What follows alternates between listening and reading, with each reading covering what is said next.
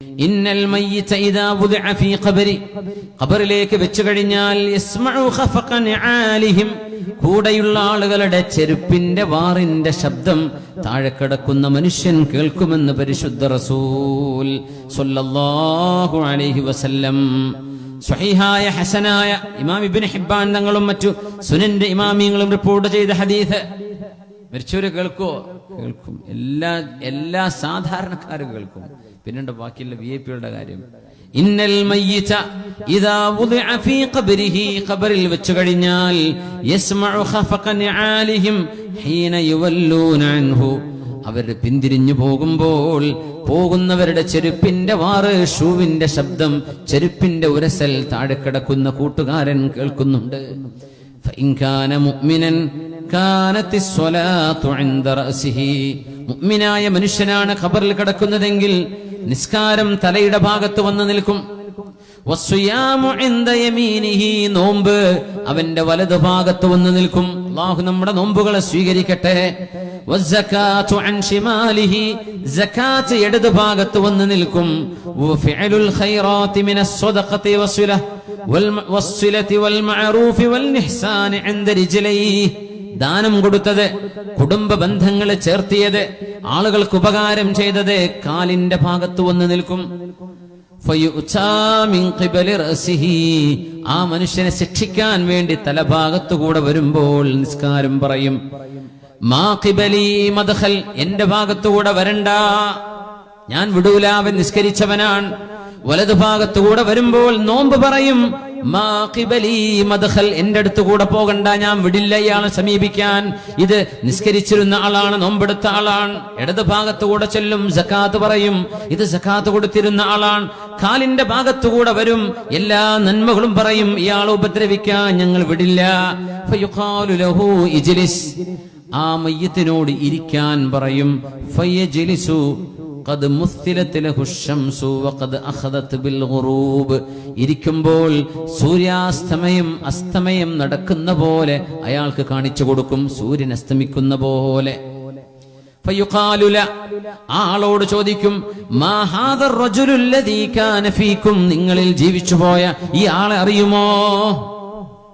മാ തഖൂലു ഫീഹി വമാ തശ്ഹദു ബിഹി അലൈഹി, ഇതാരാണെന്ന് നീ എന്ന് പറയേ, ഇതാരാണെന്ന് നീ എന്ന് സാക്ഷി പറയുമോ? ഒരാളുടെ ഫോട്ടോയാണ് കാണിക്കുന്നത്, ഇയാളെ നിനക്കറിയുമോ?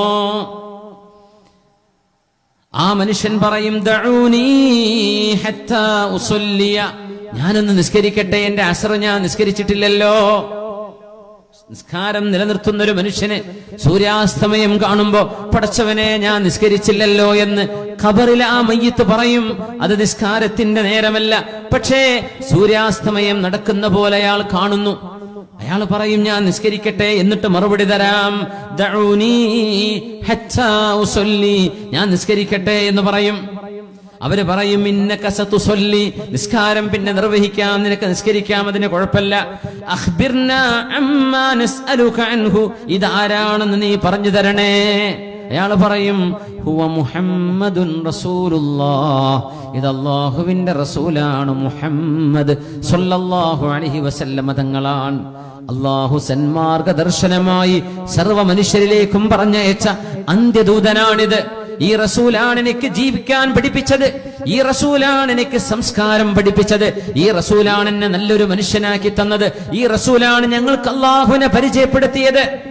മിനായ മനുഷ്യൻ തുമ്മ യുജീബുഹും, അവർക്ക് ഉത്തരം കൊടുക്കും. വീണ്ടും ഒരുപാട് ചോദ്യങ്ങളുണ്ട്, ആ ചോദ്യങ്ങൾക്കെല്ലാം അവർ മറുപടി പറഞ്ഞുകൊണ്ടിരിക്കുമെന്ന് പരിശുദ്ധ റസൂൽ സ്വല്ലല്ലാഹു അലൈഹി വസല്ലം തങ്ങൾ. ഖബറിൽ കിടക്കുന്ന മനുഷ്യൻ ചോദ്യം കേൾക്കുകയും മറുപടി നൽകുകയും ചെയ്യുന്ന ഒരു വിധത്തിൽ ആത്മാവിന്റെ ബന്ധം ശരീരത്തിലേക്ക് നൽകുന്നുണ്ട് എന്ന് നമ്മെ പഠിപ്പിച്ചിരിക്കുന്നു. ഇന്നൽ മുഅ്മിന ഇദാ ഹദറതുൽ മൗത്ത്, മുഅ്മിനായ മനുഷ്യന് മരണം ആസന്നമാകുമ്പോൾ ഹദറതുഹു മലായികത്തുർ റഹ്മ, കാരുണ്യത്തിന്റെ മലക്കുകൾ അങ്ങോട്ട് ഇറങ്ങി വരും.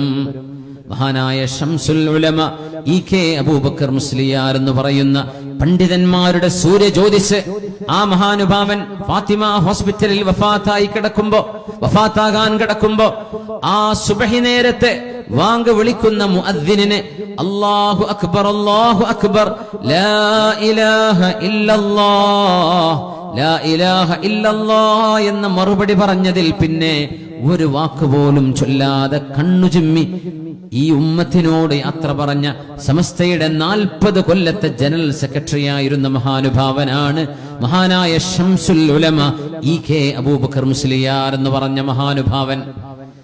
ഏതെങ്കിലും 2 അക്ഷരങ്ങളെ അപ്പുറവും ഇപ്പുറവും ഇട്ടിട്ട് കളിക്കാൻ പറയാവുന്ന പേരല്ല EK എന്ന് പറയുന്ന മഹാനുഭാവന്റെ 2 അക്കം.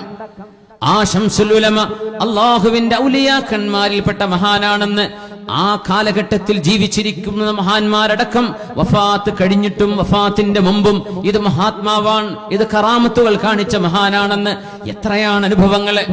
മഹാനുഭാവന് വഫാത്ത് നടക്കുമ്പോൾ ആ റൂമിലെ ആളുകളോട് നിങ്ങളൊന്ന് മാറിക്കൊടുക്കണം, ഇവിടെ അവർക്ക് വരാൻ സ്ഥലം ചെയ്തു കൊടുക്കണം, സ്ഥലം സൗകര്യം ചെയ്തു കൊടുക്കണം. മഹാനായ ശൈഖുന പറഞ്ഞത്, അവിടെ കൂടെ ഖിദ്മത്തിന് നിന്ന മഹാന്മാരായ ഉസ്താദുമാർ ഞങ്ങളോട് ദാറുൽ ഹുദയിൽ ഞങ്ങൾ പഠിക്കുന്ന സമയം ഞങ്ങളെ പഠിപ്പിച്ച ഞങ്ങളുടെ ഒരു ഉസ്താദ് അവിടെ ഉണ്ടായിരുന്നു. മഹാനായ ശൈഖുനക്ക് ഖിദ്മത്തിന് ഉസ്താദ് നേരിട്ട് അനുഭവം പറഞ്ഞത്, മാറി നിൽക്കണം, ചില ആളുകളൊക്കെ അവിടെ വരുന്നുണ്ട്, അവർക്ക് സൗകര്യം ചെയ്തു കൊടുക്കിൻ. എല്ലാവരും മാറി നിന്നു. മനുഷ്യരാരും അങ്ങോട്ട് കടന്നിട്ടില്ല മഹാനുഭാവന്റെ ആ റൂമിലേക്ക്. പിന്നെ ആരാണാവോ കടന്നു വന്നത്? മലായികത്തുർ റഹ്മ, റഹ്മത്തിന്റെ മലക്കുകളാവണം, അല്ലാതെ മറ്റാരാണ്?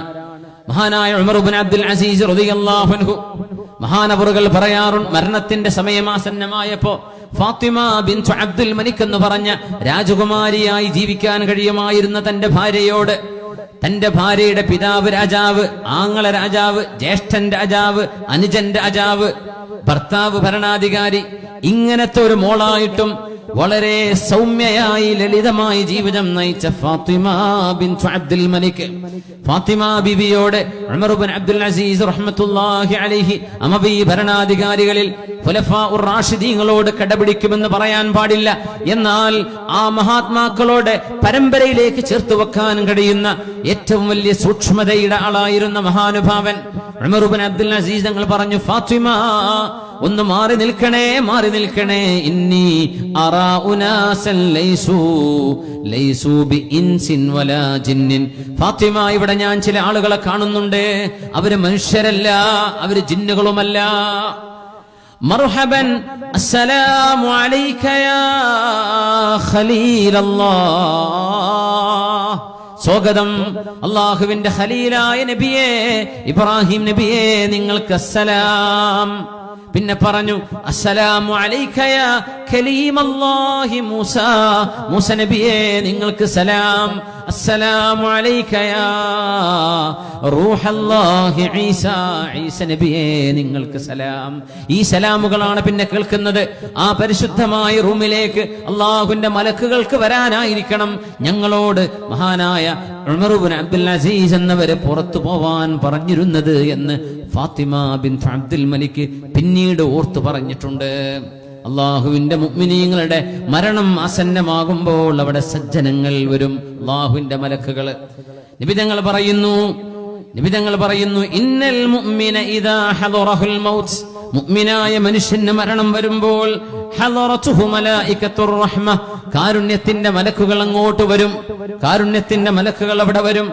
ഇൻദ സുഊദിഹാ ഇലസ് സമാഇ യഖൂലു അഹ്ലുസ് സമാ, ആ റൂഹിനെ പിടിച്ച് ആ റൂഹുമായി സ്വർഗ്ഗത്തിൽ നിന്ന് കൊണ്ടുവന്ന മഹനീയമായ പട്ടിന്റെ ഉടയാടയിൽ ആ റൂഹിനെ പൊതിഞ്ഞ് സുഗന്ധമായ ആ റൂഹിനെയും കൊണ്ട് ആകാശത്തേക്ക് പോകുമ്പോൾ മലക്കുകൾ പറയും, റൂഹുൻ ത്വയ്യിബ ജാഅത് മിൻ ഖിബലിൽ അർദ്, ആകാശ ലോകത്തെ മലക്കുകൾ പറയും, ഇതാ ഭൂമിയിൽ നിന്ന് നല്ലൊരു റൂഹ് വരുന്നുണ്ട്.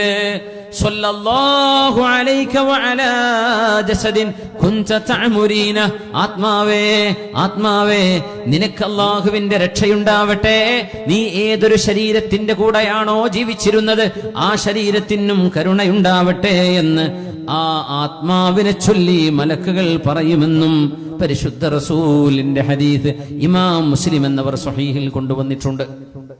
അള്ളാഹു സജ്ജനങ്ങൾക്ക് നൽകുന്ന മരണം അള്ളാഹു നമുക്ക് നൽകട്ടെ. അത് അനിവാര്യമായൊരു യാത്രയല്ലേ, വേണ്ടാന്ന് പറയാൻ പറ്റുമോ? നമ്മൾ വേണ്ടെന്ന് വിചാരിച്ചാലും പോവണ്ടേ? ആ യാത്ര അള്ളാഹുവേ ഈ സദസ്സിൽ ഒരുമിച്ച് ചേർന്നതിന്റെ പേരിൽ ഞങ്ങൾക്ക് എളുപ്പമാക്കി തരണേ തമ്പുരാനെ, എളുപ്പമാക്കി തരണേ റബ്ബേ. ചില റൂഹുകളെ ഖബറിൽ പിടിച്ചു വെക്കപ്പെടാറുണ്ട്. റഅയ്തു സാഹിബകും നബി മുഹമ്മദിൻ വആലിഹി. اللهم صل على سيدنا محمد وعلى آل سيدنا محمد وبارك وسلم عليه. اللهم صل على سيدنا محمد وعلى آل سيدنا محمد وبارك وسلم عليه. اللهم صل على سيدنا محمد وعلى آل سيدنا محمد وبارك وسلم عليه. جزاكم الله خيرا.